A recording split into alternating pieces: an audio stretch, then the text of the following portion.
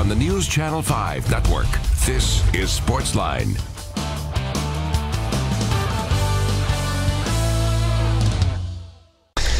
Hey there, SportsLine on your television. Steve Layman here with you. Glad you are here with us on this Tuesday night on News Channel 5 Plus. Hope you had a great Labor Day weekend. Got your fill of college football. There were some incredible games that we saw. A really incredible opening weekend all the way through, capped off by Tennessee's remarkable comeback last night to win in double overtime against Georgia Tech down in Atlanta. Down 14, Marquez Callaway with a couple of touchdown catches. John Kelly runs wild. The defense finally forces a turnover. You block a kick at the end of regulation.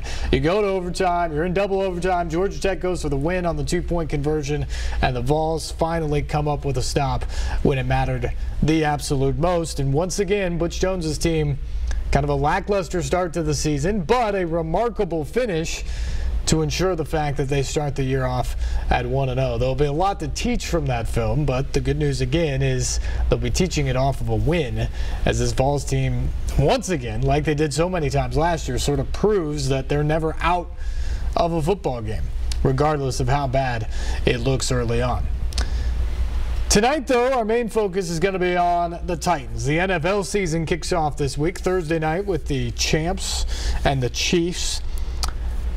Then you've got all the sort of typical Week 1 action on Sunday, and the headline game of that, really, is the Titans and the Raiders at noon Sunday at Nissan Stadium. Should be a great crowd here. It's supposed to be a glorious day. And you've got two of the AFC favorites, or presumed favorites, coming into the year anyway. So we're going to spend a big chunk of tonight talking about that. You can join us if you would like. Our phone lines are open. 737-7767 is the number if you'd like to get in on the program tonight. But we are joined in studio tonight by a good buddy of mine. That is Rhett Bryan from Titans Radio. He just got done with the Mike Mularkey Coaches Show tonight. Kind enough to stop in on his way home. Rhett, thanks for coming in. Glad to do it. Glad to be here, Steve. Football season is here. Are you ready? I'm getting there in terms of the preparation for our pregame and everything, and for the broadcast on Sunday. I'm getting there. But as far as my heart and mind, yes, I've been ready. You know, you and I stood around and talked at Titans practice several weeks ago as training camp began at St. Thomas Sports Park, and that time has quickly flown by. Yeah. 4 preseason games, thank goodness, have flown by. And here we are, regular season, Week 1, Raiders, Titans, Sunday. I always have the struggle during the month of August in that I don't want my summer to be over and know that you've got all this kind of ahead, but yet it's so exciting for football to be back. But the thing that always really makes it flip for me is this first Labor Day weekend of college football. Yes. The games that actually count for someone, the college kids, is when it really kind of clicks into me that, okay, football season is back. And I want to get your take. We're obviously going to talk a ton about the Titans, but I know you watched the game last night with Tennessee. When you looked at that game, I mean, have you ever seen a team give up 96 plays and 650-plus yards of offense and figure out a way to win? With the exception of fouling up the 2-point play for Georgia Tech, I think they're still running the triple option somewhere right now. They just kept going and going, and you could just see on social media and just you know, Vols fans just going absolutely crazy, trailing by what they did at halftime, and to see it, you know, end up the way that it did. It was exhausting. I think you'll find a lot of people in Nashville and the surrounding area that's tired today because they stayed up last night, but never seen anything like it. And to see the Vols defense give up, you know, 600-plus yards of offense. Unreal finish. And what a Week 1 of college football. I mean, Texas A&M, UCLA, you know, Howard beats UNLV. I mean, it's crazy stuff going on. You do always see those remarkable games in Week 1 because you really don't know what to expect. And I guess that's sort of the same thing as we look at the Titans and the Raiders here. I think a lot of us feel like we know who these two teams are and expect them to be contenders to win their division, get the playoffs, and maybe even win the AFC at the end of the day. What do you truly expect from both sides this weekend, though, in Game 1? Well, you know, you have a couple of storylines that you're following both have franchise quarterbacks that are coming back from almost the same injury. Right. Marcus's was a little worse, I think, than Derek Carr's. But you're talking about two general managers who loaded the wagons in the offseason. And so Derek Carr has all these weapons to throw to. And they upgraded, I think, at running back, even though I like Latavius Murray. He's now in Minnesota. And so they have Marshawn Lynch. They got out of retirement. They still have Khalil Mack. They still have all these guys. And I think it's just – we talked about it after practice the other day. It's incredible to think that 2-3 years ago this would be the key noon matchup on Sunday, outside of the world champs and the Chiefs going at it Thursday night. But I would think that Mike Mularkey has this Titans team ready. I would like to think that he does. A lot of folks are, uneasy about what they saw in the preseason. Remind you that, they don't game plan for these things. We saw little bits and pieces, between series and quarters that, the Titans offense and defense did. And look, there's some things I see that they got to work on. But, we haven't seen what they've done in practice. And that locker room vibe, you can attest to this.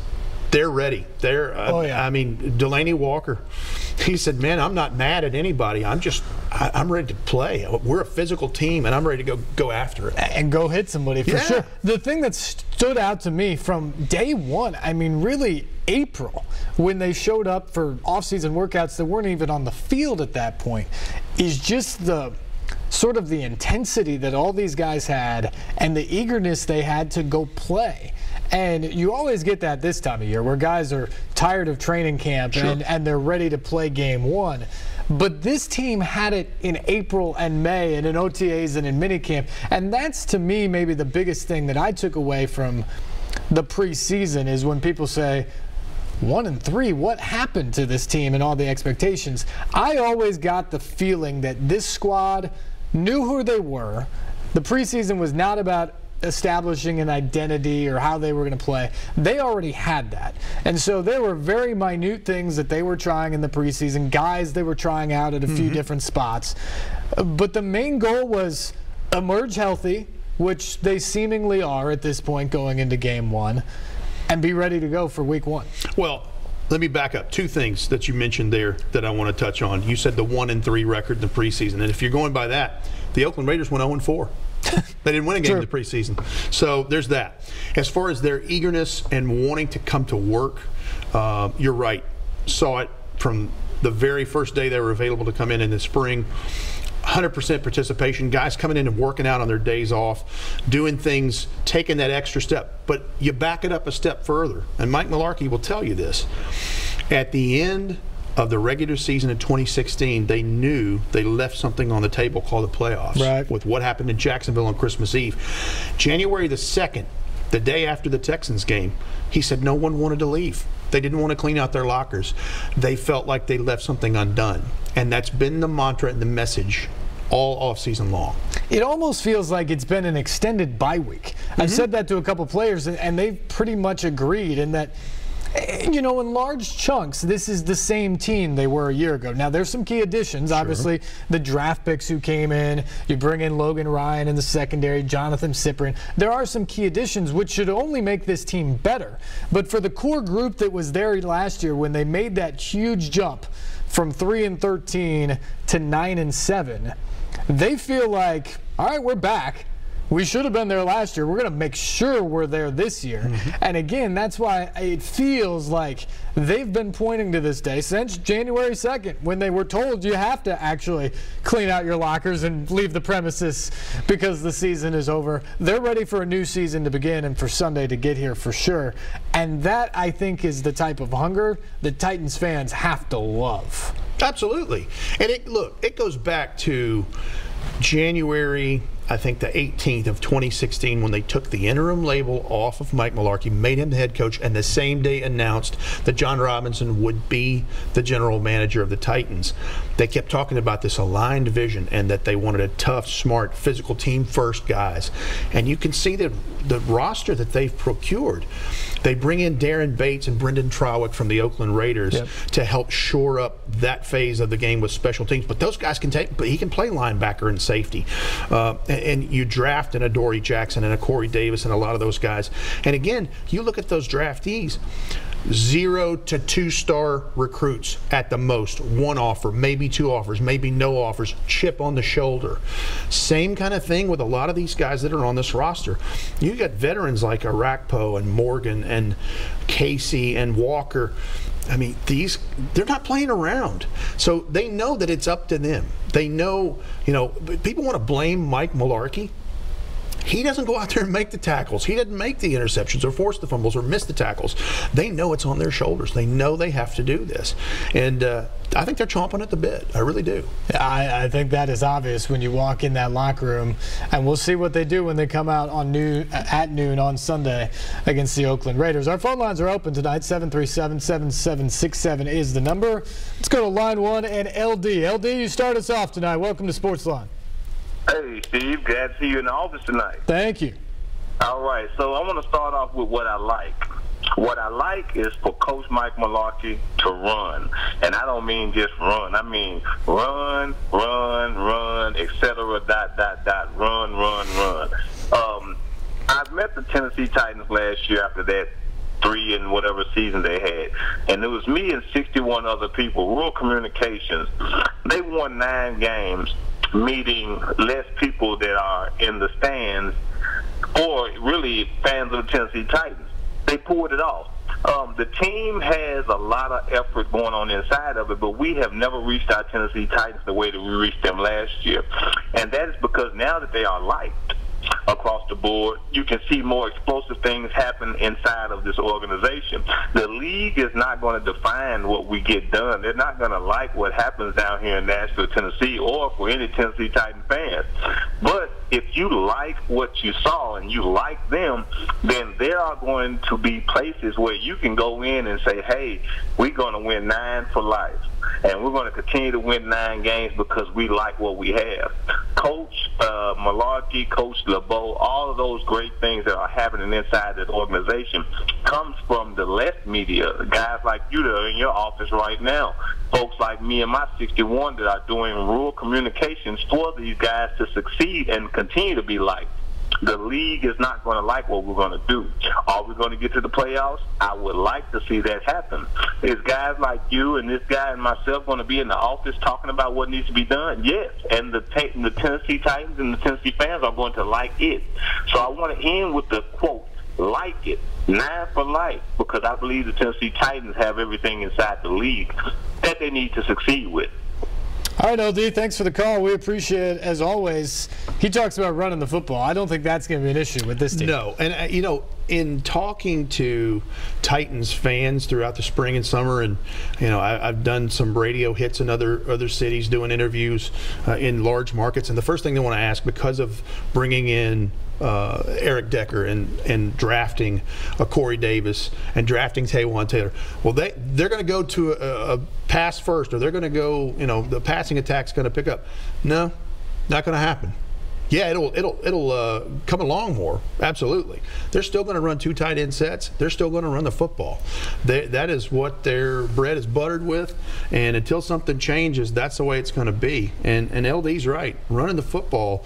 A lot of people laughed at Mike Mularkey and his staff and his team. The exotic smash mouth. Yeah, they're like, someone, national writer, I said, I forget who it was, said, they're going to try to win with the 1983 playbook. And, they won 9 games and barely missed the playoffs. People are paying attention to what they're doing.